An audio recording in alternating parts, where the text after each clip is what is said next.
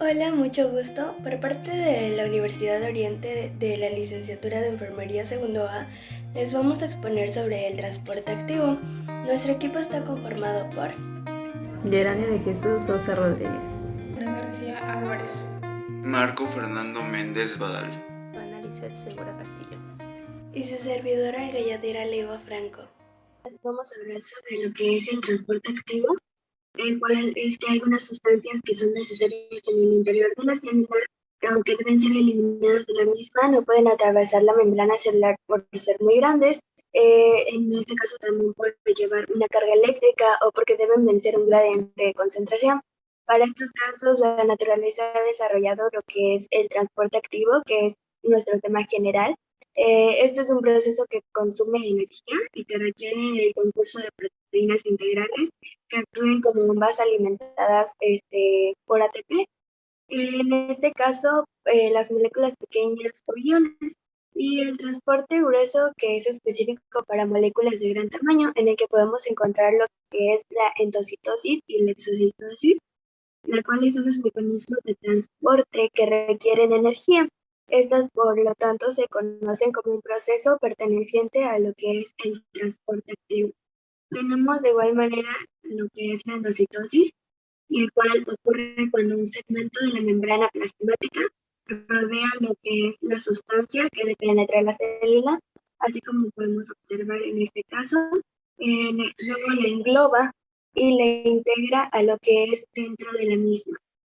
De igual manera tenemos lo que es la exocitosis, la cual durante este proceso las estructuras rodeadas por la membrana, que es lo que podemos observar aquí, eh, reciben el nombre como vesículas de secreción, las cuales se unen a lo que es la membrana plasmática y estas liberan su contenido hacia el líquido extracelular. Tenemos dos mecanismos de transporte que pueden dividirse en dos categorías, las cuales es el transporte activo primario, el cual este transporte se lleva a cabo cuando se requiere de proteínas transportadoras que actúen como bombas contra el gradiente de concentración, además de una fuente de energía que es el ATP. Un ejemplo de ello pues podríamos considerar lo que es la bomba de sodio-potasio. De igual manera tenemos lo que es el transporte activo secundario, el cual se denomina porque su funcionamiento depende del gradiente de concentración. Este está derivado del transporte activo primario. Se distinguen dos tipos. Uno es el contrasporte, y este se refiere a cuando dos sustancias son movilizadas en la misma dirección, y el contratransporte, que es cuando lo son en direcciones contrarias. Y pues esto sería todo. Les dejo con mis compañeros que van a explicarlo más a fondo. Bien, tenemos aquí la endocitosis. ¿Qué es la endocitosis? Este viene siendo un proceso celular por el cual la célula introduce en su interior moléculas grandes o partículas y lo hace englobándolas en una invaginación de la membrana citoplasmática, formando una vesícula que termina por desprenderse e incorporarse al citoplasma. Se conoce tres tipos de endocitosis y como primero tenemos la fagocitosis, que este proceso básicamente viene siendo donde la célula crea una proyección de la membrana y el citosol llamados pseudópodos que rodean la partícula sólida. Tenemos la pinocitosis, que en este proceso la sustancia a transportar es una gotita o vesícula de líquido extracelular. En este caso, pues no se forman pseudópodos. Tenemos la endocitosis de un receptor. Este es un proceso similar a la pinocitosis, con la salvedad que la invaginación de la membrana solo tiene lugar cuando una determinada molécula llamada ligando se une al receptor existente en la membrana. Muy bien, ahora hablemos sobre lo que es la exocitosis, que exo yo lo pongo como referencia a de expulsar o secretar. Pues, ¿qué es la exocitosis? La exocitosis, como bien lo dice el texto, es un proceso mediante el cual se expulsan, como lo mencioné, o se secretan moléculas o partículas. Estas moléculas o partículas, por su gran tamaño, no pueden no pueden atravesar la membrana celular, por lo que las vesículas, o sea, las moléculas o partículas entran a la célula gracias a la endocitosis. Entonces, una vez dentro de las células, buscan ser expulsadas y pues dentro de las células se encuentran o unas vesículas son las que las jalan o las unen, como que las encierran en una burbuja, pues, que pues, vendría siendo la vesícula. La vesícula es la que se encarga de expulsar a estas moléculas debido a que por el gran tamaño de las moléculas no pueden atravesar la membrana celular por sí solas. Entonces, lo que hacen las vesículas es eso, las agarran, las juntan y las expulsan. Son expulsadas pues, al exterior de la célula para ayudar a las moléculas. Como siguiente paso, o por consiguiente, les dejaré un video en donde se puede explicar mejor sobre lo que es la exocitosis y los tipos de exocitosis que hay.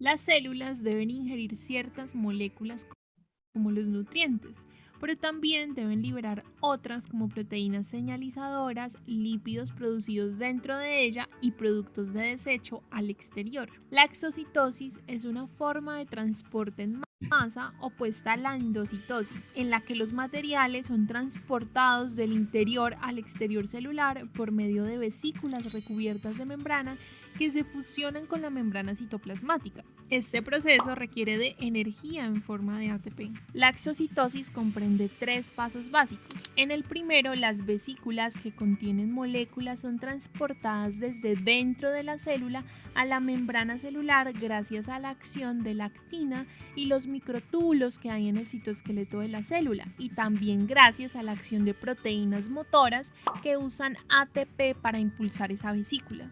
En el segundo, la membrana de la vesícula se une a la membrana celular, y en el tercero, la fusión de la membrana de la vesícula con la membrana celular libera el contenido de la vesícula fuera de la célula. En este paso, las proteínas empotradas en la membrana de la vesícula son ahora parte de la membrana plasmática. Tiene diversas funciones principales. Dentro de ellas encontramos que permite expulsar los desechos que permanecen en los lisosomas tras la digestión intracelular. Juega un papel importantísimo en la señal química y comunicación de célula a célula. Además, se utiliza para reconstruir la membrana de la célula mediante la fusión de lípidos y proteínas que extrae desde el interior de la célula. Algunas de las vesículas proceden del aparato de Golgi y contienen proteínas sintetizadas específicamente por la célula para su liberación en el exterior, como las moléculas de señalización. Otras vesículas contienen desechos que la célula debe eliminar, como los que sobran después de que una partícula fagocitada ha sido digerida.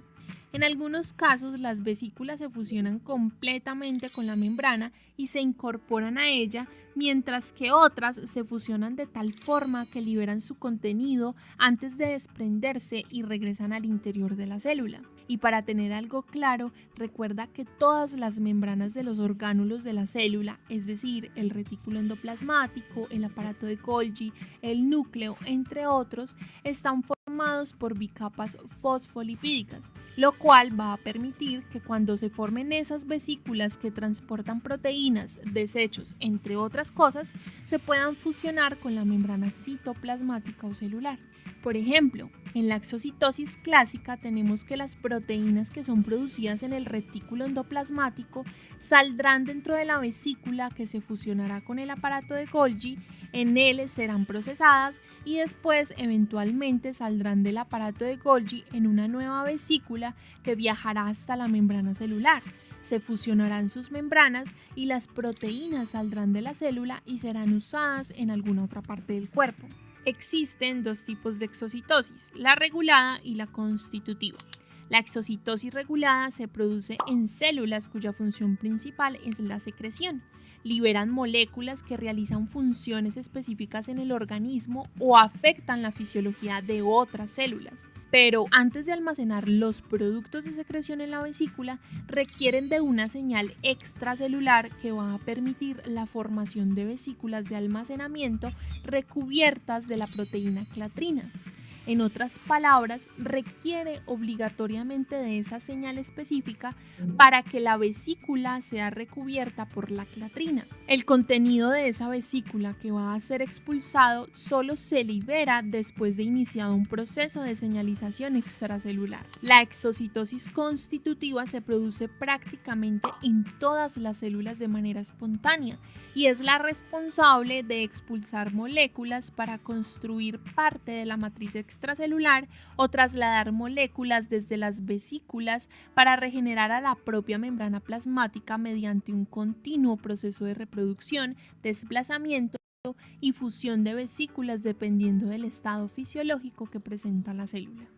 Si tienes alguna duda, déjala abajo en los comentarios, no olvides. Pues bueno, esto fue la exocitosis. Los dejo con mi siguiente compañero. Bueno, ahora hablaremos del transporte activo.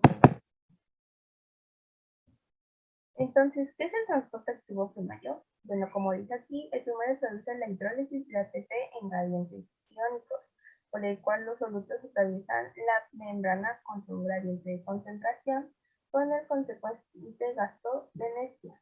Bueno, aquí lo que puedo dar a entender que el transporte activo primario es aquel donde el transporte de una molécula está en contra de su gradiente químico, lo que resulta en su acumulación de un lado de la membrana. Este se acopla directamente a una reacción química estericólica, es decir, que es una reacción donde se libera energía.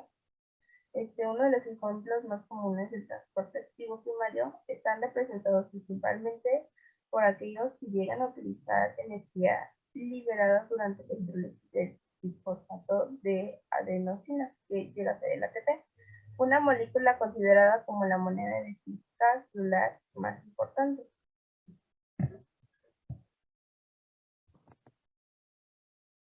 Bueno, ahora continuaremos con los tipos de gradientes más representativos. Y estos llegan a ser los quimiosmóticos y los químicos. Bueno, los quimiosmóticos es la diferencia de presión osmótica, que es medida por diferentes de concentración, ya sea de sustancias químicas como iones, puesto que al tiempo se transporta el ion, que también es como lo hace el agua.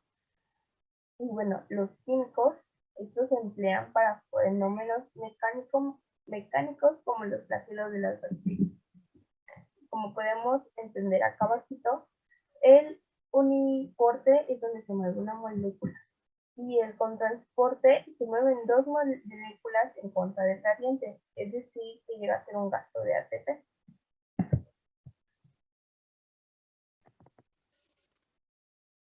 Bueno, ahora hablaré de su estructura. Bueno, como podemos ver, tiene dos subunidades proteicas, tipo alfa y dos de tipo beta.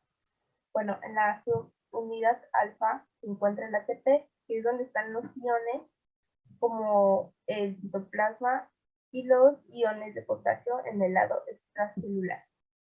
Y la subunidad beta, bueno, esta está compuesta por una estructura única de hilocoidal, cuya función parece ser mantener las unidades alfa en contacto y dentro de la membrana. Y bueno, ¿cómo se mueven las moléculas en el transporte activo? Bueno, su movimiento de moléculas o de sustancias que van de un lado a otro de las membranas celulares pueden ocurrir de dos distintas maneras, ya sea pasivamente o activamente. Y bueno, pasivamente es cuando las moléculas atraviesan las membranas espontáneamente por decisión simple o facilitada, ya sea en los poros y en los canales proteicos.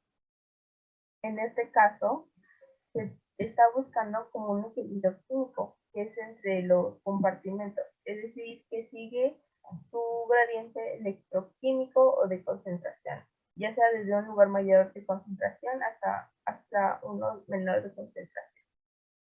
Y activamente es cuando las dos moléculas son transportadas de un lado a otro de las membranas celulares en contra de su gradiente de concentración o de carga. Esto resulta en su acumulación desigual o en el desplazamiento del equilibrio químico entre los compartimentos, ya sea de necesaria energía, ya se puede decir que es termodinámica desfavorable, es decir, que es endrogénico en la participación de transportadores proteicos. Y bueno, una de sus funciones, como podemos ver, es que juega un papel muy importante en el mantenimiento del volumen celular, que llega a ser a través de la membrana y llega a ser el principal encargado de la transmisión del potencial electrónico. Y bueno, la reabsorción de sodio del agua y de otras sustancias dependen directamente de las bombas de sodio potasio, como el ejemplo que vimos en la primera imagen, las cuales se encuentran en los segmentos polares de las neofras del riñón. Y bueno, eso sería todo por mí. Y pues bueno, ¿qué es el transporte activo secundario? Este es es el transporte de las moléculas en contra de su gradiente de concentración, y este va a adaptarse con el otro transporte de de la otra molécula que vaya a favor de su gradiente de concentración. Para ese tipo de transporte también se requiere de uso de energía para que pueda tener su función. Y pues también los gradientes electroquímicos que fueron creados mediante el transporte activo primario van a almacenar energía que podrá liberarse poco a poco a medida de que los iones se vayan moviendo otra vez por los gradientes. Y pues bien, su función principal, de hecho, como mencioné, de hecho me adelanté, el transporte activo secundario se denomina de esta manera porque usa la energía almacenada en forma del gradiente de concentración, que esta es la energía que provino del transporte activo primario. También para mover otras moléculas en contra de su gradiente de concentración, al mismo tiempo que se produce el transporte activo pasivo, de las que fueron introducidas por su transporte primario. Y pues el cotransporte. Cierto, las proteínas que van a participar son, o sea, ahora sí que para el transporte de sus moléculas, son cotransportadores que usan energía contenida, nuevamente repito, que ha sido almacenada en los gradientes electroquímicos. Y de estos se van a clasificar por dos tipos, que son el importador y el antiportador. Bueno, para explicarlos, bueno, me adelanté un poco. Estos cotransportadores pueden mover moléculas en la misma dirección que son, bueno, como los importadores. Los importadores lo mueven en una sola dirección, y los antiportadores, perdón, lo mueven en direcciones contrarias. Y pues también ahora, para explicar qué es cada uno, el importador, pues básicamente van a transportar más de dos, bueno, a partir de dos o más moléculas distintas en la misma dirección, como mencioné. Esto va a ser a través de la membrana celular. Y el antiportador, perdón, estos van a medir el transporte activo secundario y van a usar energía electroquímica del gradiente principal. Bueno, eso fue todo. Muchas gracias por su atención.